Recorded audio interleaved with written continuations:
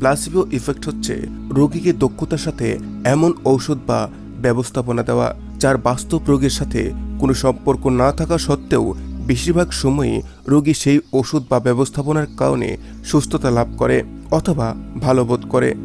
অবাক লাগছে, তাই না?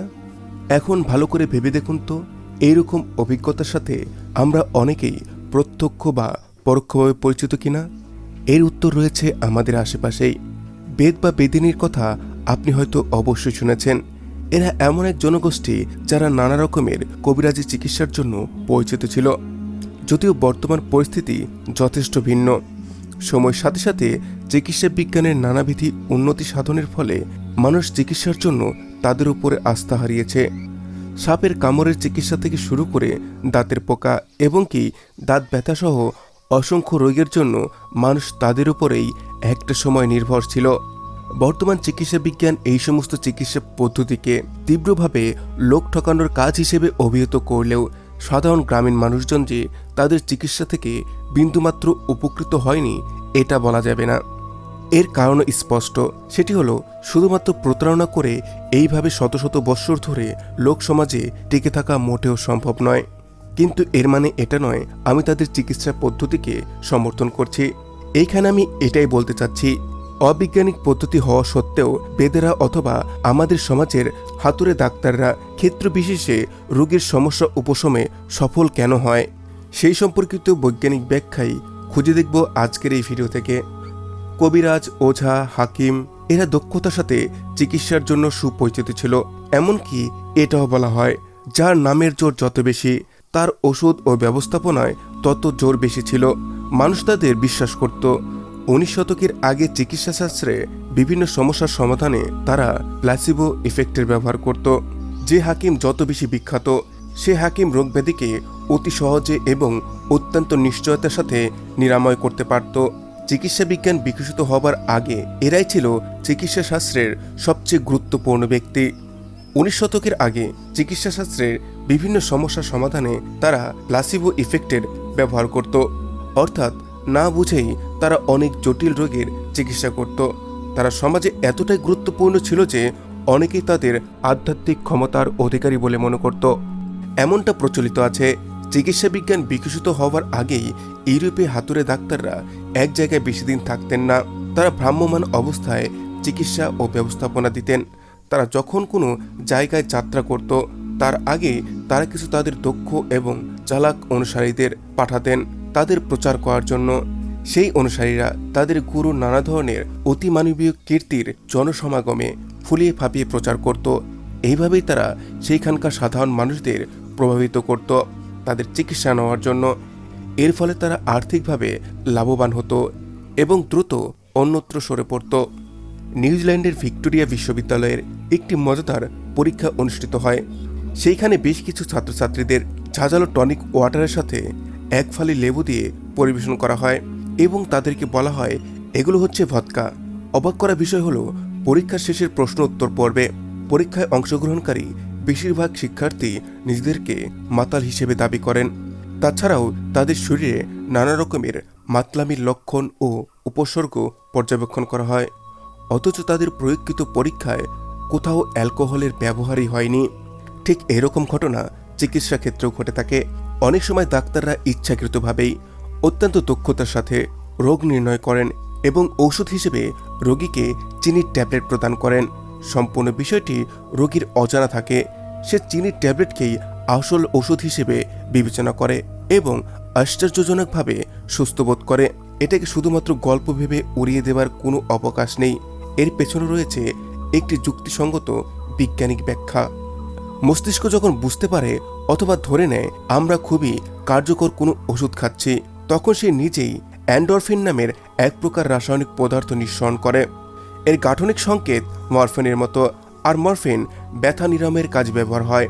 এই ক্ষেত্রে এন্ডরফিন আমাদের মস্তিষ্কের নিজস্ব ব্যথা নিরাময়কারী উপাদান হিসেবে কাজ করে।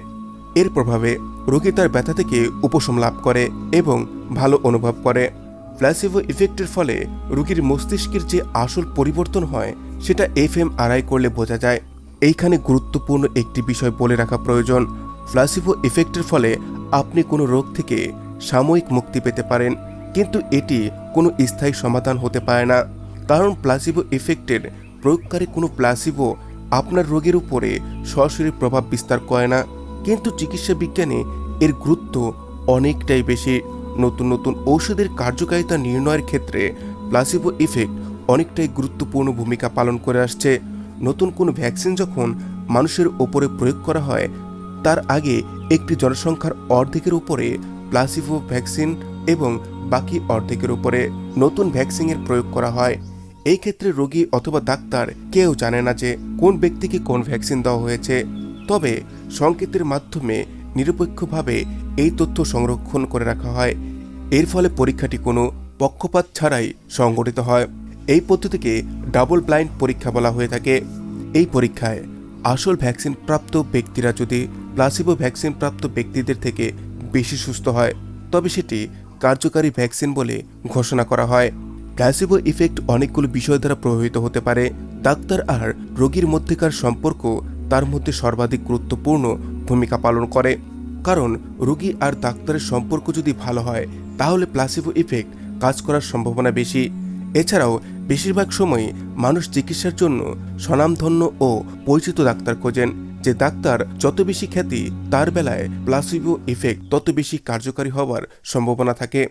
আবার ডাক্তার যদি কোনো রোগীকে গুরুত্ব সহকারে দেখেন, তাহলে প্লাসিবো ইফেক্ট হওয়ার সম্ভাবনা বেড়ে যায়। এছাড়াও ডাক্তার বা ওষুধ থেকে রোগীর আশা যত বেশি থাকবে, প্লাসিবো ইফেক্ট ততটাই বেশি প্রভাব বিস্তার করবে। অর্থাৎ কোনো ব্যক্তি যদি মনে করে অমুক ডাক্তার খুবই ভালো, তমুক ডাক্তারের ঔষধ সর্বাধিক কার্যকারী, তাহলে সেক্ষেত্রে প্লাসিবো ইফেক্ট কার্যকারী ভূমিকা পালন করবে। এছাড়াও এই বিষয়টিও খেয়াল করা হয়েছে, তুলনামূলকভাবে বেশি তেতো ঔষধের ক্ষেত্রে প্লাসিবো ইফেক্ট হওয়ার সম্ভাবনা বেশি হয়ে থাকে। তাছাড়াও ঔষধের রং, ঔষধের নাম এগুলো প্লাসিবো ইফেক্টের ক্ষেত্রে ভূমিকা পালন করে থাকে। এখন প্রশ্ন হচ্ছে এটাই, প্লাসিবো ইফেক্ট কেন কাজ করে? গবেষকদের কাছে এটার কারণ এখনও প্রায় অজানা। তবে অনেকগুলো বিষয়ের মধ্যে একটি বিষয়কে গুরুত্বপূর্ণ ধরা হয়, সেটি হলো ব্যক্তির জিনগত বৈশিষ্ট্য। তাই যে সমস্ত ব্যক্তির মস্তিষ্কে ডোপামিন বেশি নিঃসরণ হয়, তারা বা তাদের ক্ষেত্রে প্লাসিবো ইফেক্ট বেশি কাজ করে। এছাড়াও প্লাসিবো ইফেক্ট নিয়ে এখনও গবেষণা চলছে, আর এর কিছু ভালো এবং ক্ষতিকারক দিকও রয়েছে। তবে এর ভালো দিকগুলো চিকিৎসা বিজ্ঞানে আশা অনুরূপ ভূমিকা পালন করছে, যেমন নতুন ঔষধ, ভ্যাকসিন ইত্যাদির কার্যকারী ভূমিকা নির্ধারণে। তাছাড়াও ডিপ্রেশনে থাকা রোগীদের ক্ষেত্রে প্লাসিবো ট্রিটমেন্ট খুবই কার্যকারী একটি ভূমিকা পালন করে আসছে। এছাড়াও আমরা আমাদের আশেপাশে অনেককেই দেখি যারা সবসময় কোনো না কোনো রোগে আক্রান্ত হয়ে থাকেন, কিন্তু ডাক্তাররা রোগের সঠিক কারণ নির্ধারণ করতে ব্যর্থ হন। তাদের ক্ষেত্রেও প্লাসিবো ইফেক্টের মাধ্যমে চিকিৎসা করলে বেশ ভালো ফল পাওয়ার সম্ভাবনা আছে। আর এই প্লাসিবো ইফেক্টের ক্ষতিকারক দিকগুলো একটু সচেতন হলেই এড়ানো সম্ভব হয়। যেমন দাঁতের পোকা ধরা, এটি একটি সাধারণ সমস্যা। তবে এই চিকিৎসার জন্য আমাদের ডাক্তারের শরণাপন্ন হওয়াটাই সর্বপ্রথম কাজ হওয়া উচিত। এখন আমরা যদি কোনো কবিরাজের কাছে যাই, তারা হয়তো আমাদের চোখকে ফাঁকি দিয়ে দাঁতের পোকা বের করে দেখাবে এবং আমরা সন্তুষ্ট হয়ে যাব। এর ফলে প্লাসিবো ইফেক্ট কাজ করবে এবং সাময়িক ব্যথা থেকে আমরা মুক্তিও পাব, কিন্তু দাঁতের সমস্যা পুনরায় আবার দেখা দেবে। মোট কথা, প্লাসিবো ইফেক্ট সাময়িকভাবে ব্যথার উপশম করলেও এটি কোনো চিরস্থায়ী সমাধান নয়। তাই সঠিক চিকিৎসা না করলে দীর্ঘস্থায়ী যন্ত্রণা ভোগ করতে হতে পারে। অতএব এই কথাটি বলা একেবারেই ভুল হবে না, মনের জোর সবথেকে বড় জোর। সো বন্ধুরা, প্লাসিবো ইফেক্টের সম্পর্কে আজকের এই ভিডিও থেকে আমরা বিস্তারিত তথ্য জানলাম।